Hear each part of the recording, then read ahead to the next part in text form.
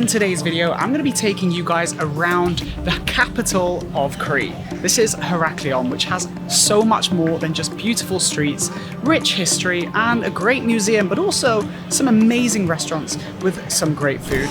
Yeah, And I'm also going to be showing you guys some of the lesser well-known places here in Crete's capital. So stick around.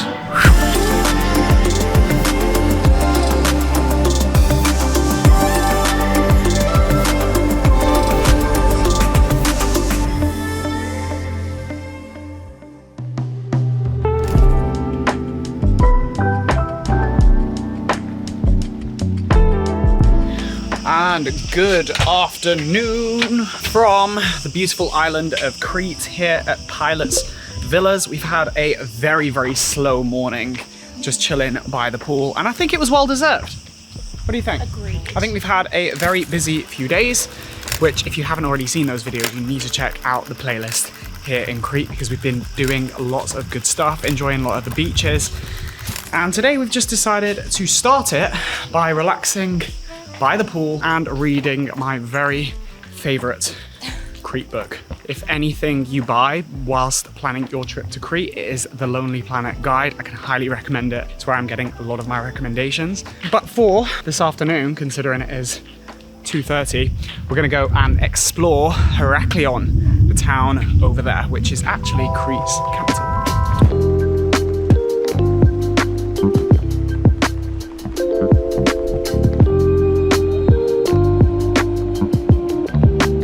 Gotta say, this drive through Hernasios, which is where we're staying, it is very pleasant. It's very, very lively with lots going on, lots of restaurants, lots of local pubs, lots of supermarkets. So if you are staying here, it is very much catered for families and holidays. There are lots of Brits abroad in this area as well. I cannot lie. We're a Brit abroad as well. You're a Brit abroad. We are Brits abroad. Yeah.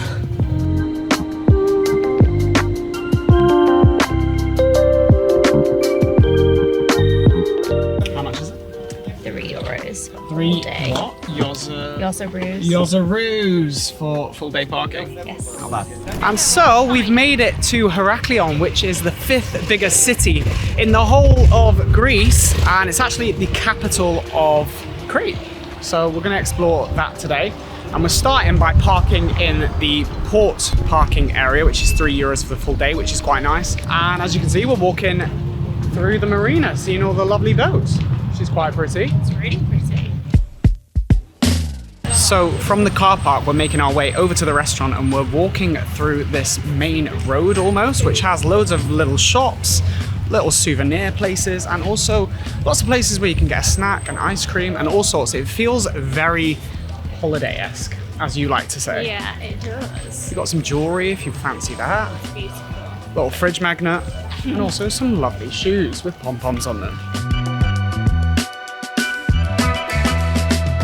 So it turns out not only I had the idea to come to this restaurant, so did the whole of Crete. Make sure you book in advance if you want to eat here. I managed to get a table in an hour's time, but for now we're just going to go and explore until then, and then we'll come back. We're going to go to this cafe called Kirkór, which is known for its local Bougatsa, I think that's right, which is a treat that is very famous here in Crete.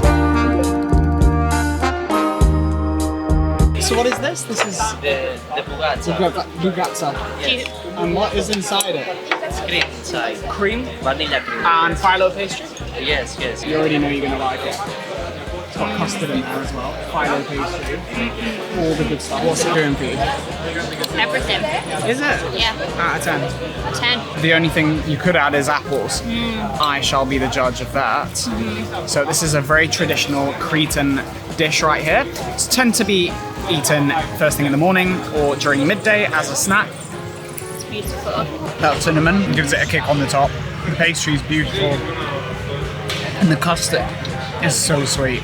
So delicious. It reminds me a bit of strudel. A strudel Yeah. without the apple. Exactly.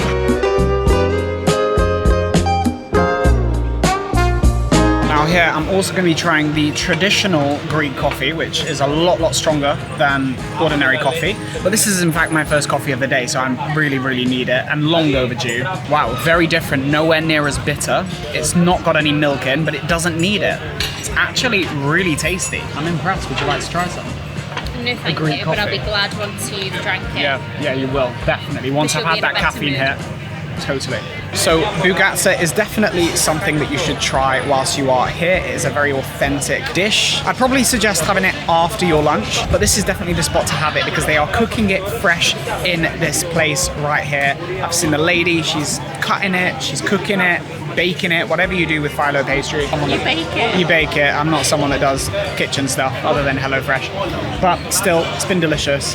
10 out of 10 from me. I think my only criticism of this fountain is the fact that it's not on. So I think when you come, if it's on, it'll be a completely different experience, but it's still nice to sit here and people watch with a coffee.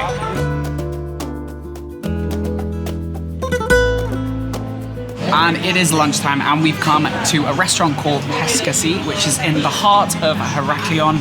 And I've got to say, this restaurant is absolutely stunning. I know I've been saying that about a lot of the restaurants so far, but this one is especially beautiful.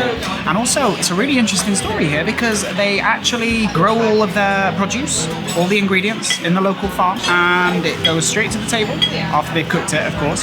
And then any waste goes directly back to the farm in order to feed all the animals that are over there. So really enjoying this meal though. Jenny's got some lamb. I've got, again, one of the most amazing Greek salads. Can't go wrong with that. Stunning, great restaurant. Make sure you book though, because you'll not get a table otherwise. Yeah, man. Every time. So after every meal, these restaurants will give you their raki, which is great, I believe. Very high alcohol content, but this is mixed with ginger. Out of all the rakis that I've had, this is delicious in comparison. I'm sorry, sweetheart, that is really good. They have also brought a dessert on the house, which is semolina, some honey in there, and also some lemon and orange. And our next stop is the Archeological Museum of Heraklion, which is one of the main sites to visit here in Crete. What are you thinking so far of the Archeological Museum? That says it all. To be honest, I'm really enjoying it because with the audio guide, it gives you a way of listening to what you're actually seeing rather than reading all the text, which I find a little bit difficult. And it's giving you a lot of perspective on the history of Crete. So I do think it's a good idea to do this very early on in your trip because there's loads of different things that you're going to see here, which is going to give you a better perspective and a better understanding of Crete itself. So I find this mental.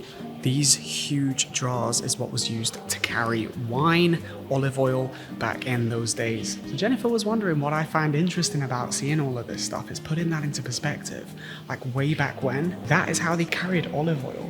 There's no way one man carried this jar. Well, two people might carry it on both the handles. On these teeny tiny handles. These teeny tiny I handles. can't see that.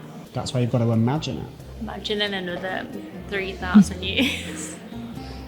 There'll be museums full of like smeg toasters and Fridges.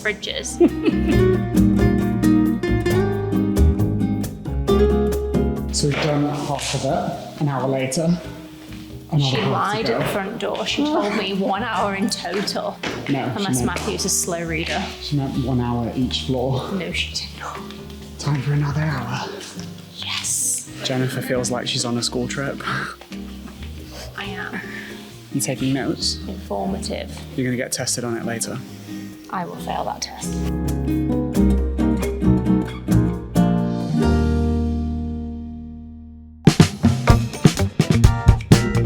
So after we've walked out of the museum, we've walked about 3 to 4 minutes and we've come down this really vibey street with lots of lovely looking bars. Great for a cocktail late in the afternoon. Where if you're vibing, you can do dances like this. This is you. That is me!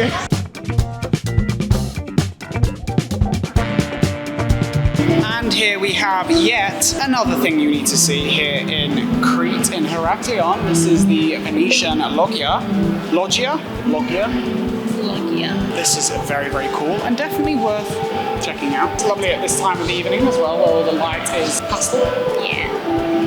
Nice. And of course, no trip in a city is complete without getting gelato. Of course, without any of it. Wow. I'll do that, please.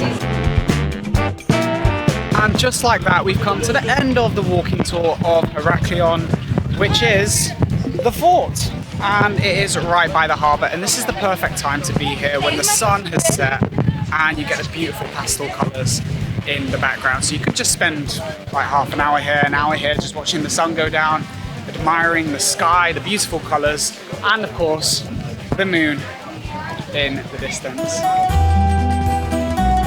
We found the car. What are you looking at, sweetie? Oh my lord, everywhere you look, especially at this time in Crete, it is so stunning. I mean, look, Crete is beautiful during the day, but when you've got that in the background, Crete is equally as beautiful at night, even in a car park.